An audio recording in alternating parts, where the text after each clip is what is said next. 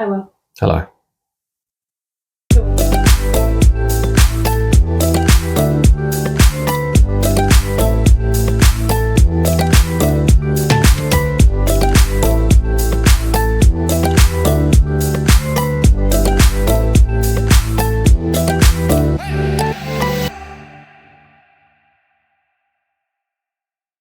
My name's Will. I'm the Managing Director of Shell-Clad, and I have been for the past 6 months now.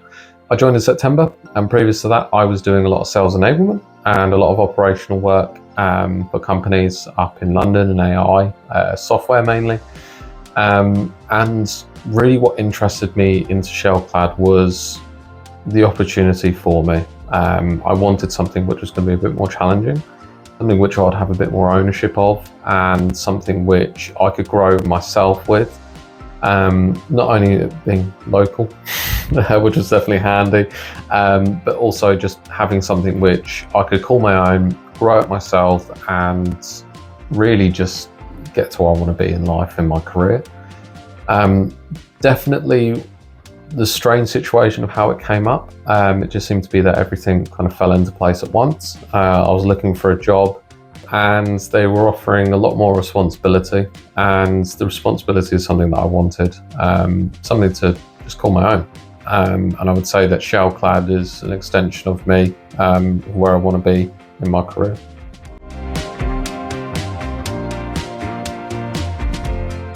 So Shell-Clad is multiple different things. Initially, Shell-Clad was a kind of like a marketing agency, and that then transitioned to kind of like a different way of looking at doing exhibitions. Typically before, when you went to an exhibition, you had your shell scheme and you had the panels in between those pillars. And the only way that you could actually utilize the space you had was either by having roller banners, having something like a stuck-on backdrop, like a blanket where you've written on it with crayon or something along those lines. Something that may look a little bit more DIY, but the founder of the company previously got quite a few people coming to them saying, well, how can we make this seamless? How can we make this look good? How can we make it seamless? How can we do this? How can we do that? And they looked and they couldn't find anything. And what they did was that they went and looked and thought, well, if there isn't something, I'll make it. So that's what was born as the Shell-Clad clip.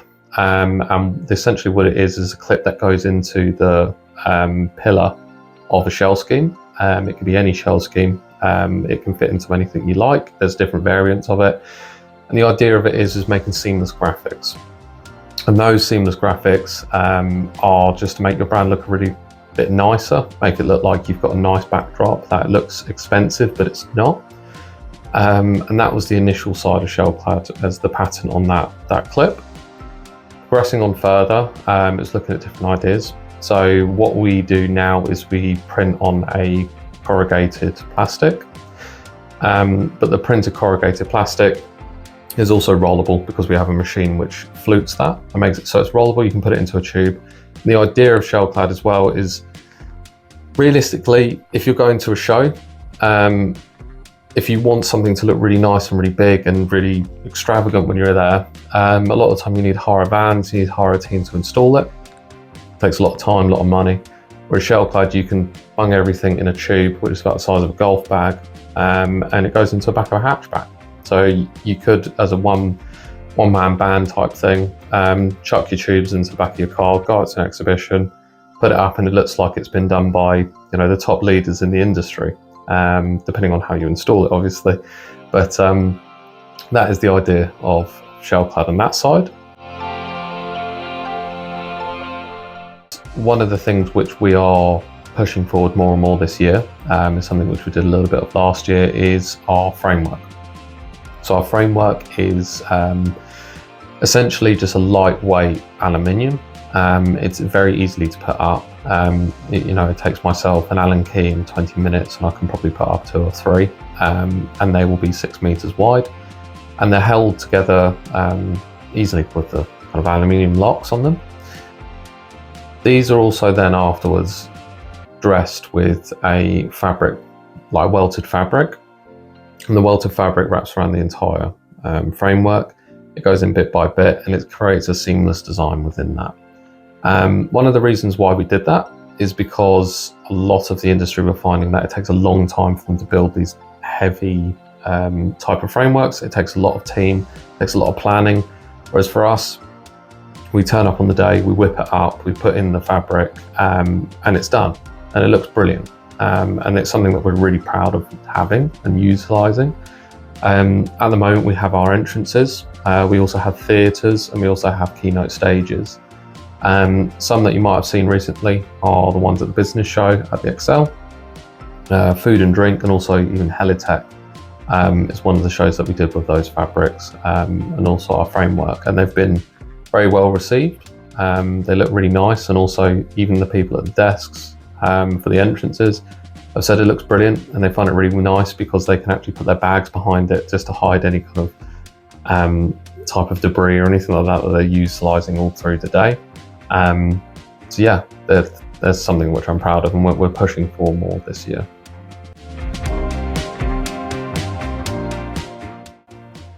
Well, if you think of the industry and the way that they have a lot of wastage, the whole point that we kind of push for is that our clips and corrugated plastic, it's all recycled. Even the tubes that you have with it are from board, so they can be recycled. Most of them, I believe, you can actually just put in your normal recycling bin, so they can just be going through the normal waste sites. The reason for that is just making it as easy for everyone, because banners don't last forever, branding doesn't last forever, and 9 times out of 10 the actual panels are recycled before after people actually do all the rebranding. So it's all about just making sure that those banners are lifetime supply of what you need, as long as you don't change your brand constantly.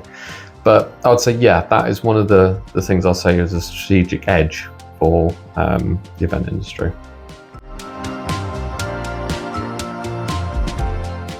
Yeah, I would say so. I think I'm not as much now, but in my younger years, probably, well, I'll say younger years, and it's not as if it was that long ago, I always had problems with my age. Main thing being is that I was seen as not as having as much experience, not being taken seriously as much. I felt as if I had to prove more of a point whenever I was doing something.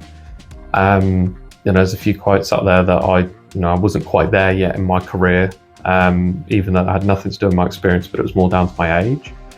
And really, it just gave me more of a drive to push myself forward. I think ever since I first started working at 15, it's always been related to my age, and it was always you look younger than you look older than you actually are, or something along those lines. And then it used to be that I'd hid my age, because then people saw me as who I was and what I could do, rather than seeing me as someone that was maybe 18 that was doing something and thinking, oh, they've only been in it for 6 months or something. But I portrayed myself as someone that had that experience, as someone who's been in the job for about 4 or 5 years at the time. Yeah, that was definitely a trouble for me, but I've got around it. I think now that I'm at the quarter of a century, I can actually kind of prove my point and say, I am old enough now. I am experienced.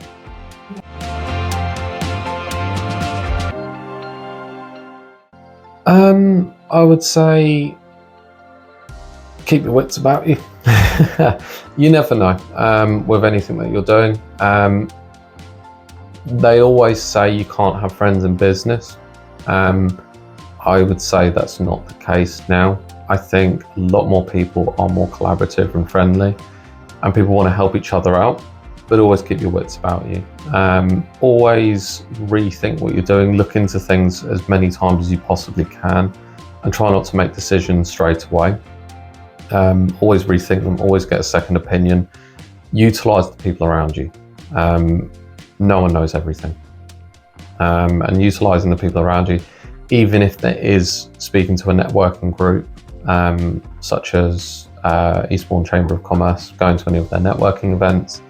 There is a lot of young entrepreneurs there that you can learn things from, who've been there, done that, and understanding where what you can learn from other people's failures, really. And I would say people make mistakes, and making mistakes is natural, and it's something that you learn from, and anyone can make mistakes, and just making sure that you learn from those mistakes and utilising anyone around you that can help. Whether that be a parent, whether that be family members, or a networking group, a friendship group, just ask. You never know what someone else might know about helping you.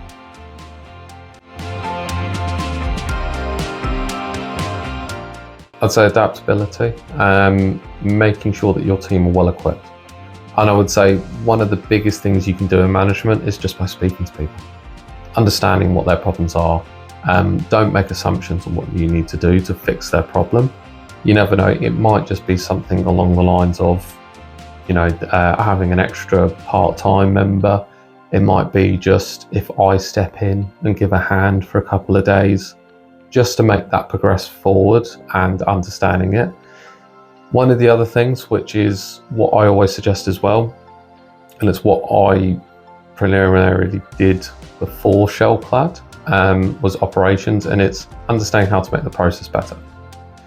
It might be that they're doing the process slightly slower because they don't know how to make that process a bit better, and it's working alongside them and with them. How can we make this quicker? How can we make this more efficient? And efficiency saves you money at the end of the day.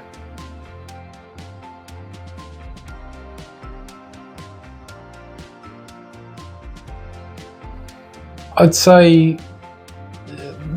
the moment you become a managing director, it's difficult because you want to progress yourself, and especially at a young age, you want to progress yourself and drive and achieve your goals, but you've also got to put that to the side and focus on your staff. What can I do to improve them? And it becomes more of a neglecting yourself to help other people. And there's always a funny balance with that. I would say always aim to have a nice balance of taking a step aside and understanding I want to be on hand all the time, but I can't be all the time. And giving people the tools. It's ways of looking at it. And one of the things that I do is I will have certain book out times in my calendar where it's focus time, and then everyone knows in my calendar, just don't come up and talk to me at that point, unless it's very, very urgent. And that gives me the ability to be able to progress myself, learn what I need to learn, or if it's a big project that I need to work on, it just makes sure I can focus on it.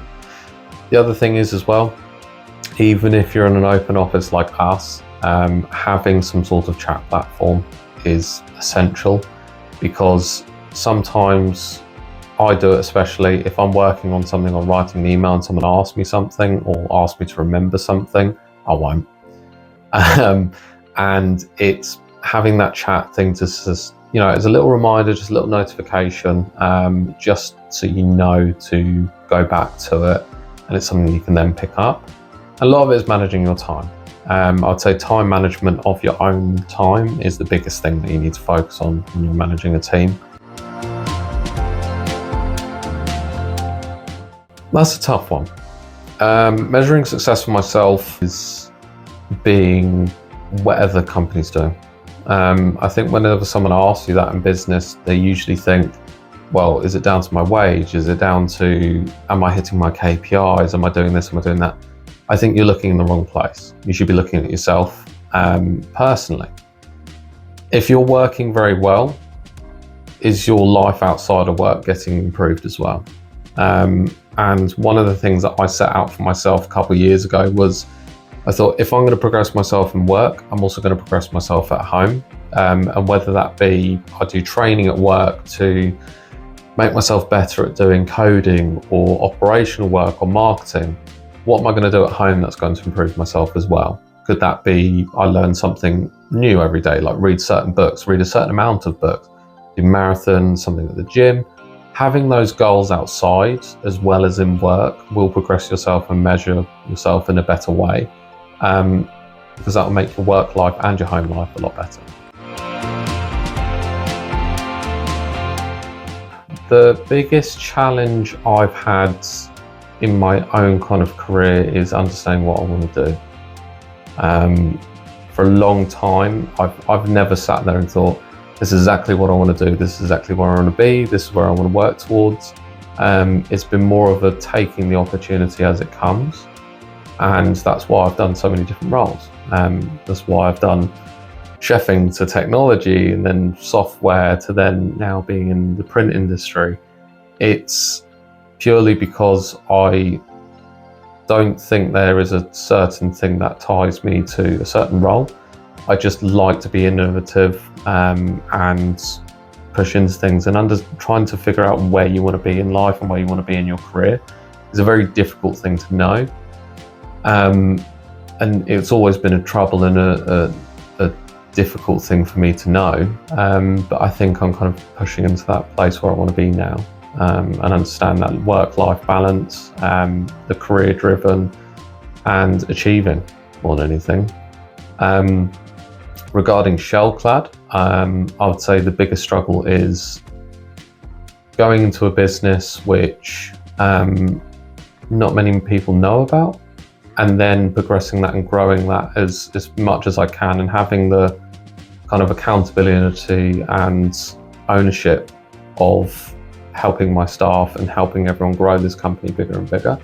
And I'd say the achievement of that is seeing it work. You know, seeing our staff and our team, you know, having fun together, progressing this company, really all just driving it and having the sense of ownership as much as I am of making this company grow. And to me, that's more of an achievement than the company growing itself.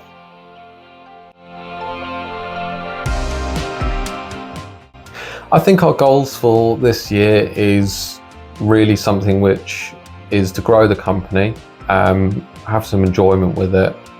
We want to go into different avenues. We want to move into Europe. We want to have a bit more of an expansion on Shell-Clad, especially with making it a household name. That's great, but we want to just make it so it's an industry standard and help out everyone in the industry, because it's something great. You know, there's the amount of people that we've helped and progressed the way that they do things purely down to using these little clips is something that's brilliant. And progressing over to Europe and changing the lives of people in the industry with that is something that I really want to do for this year.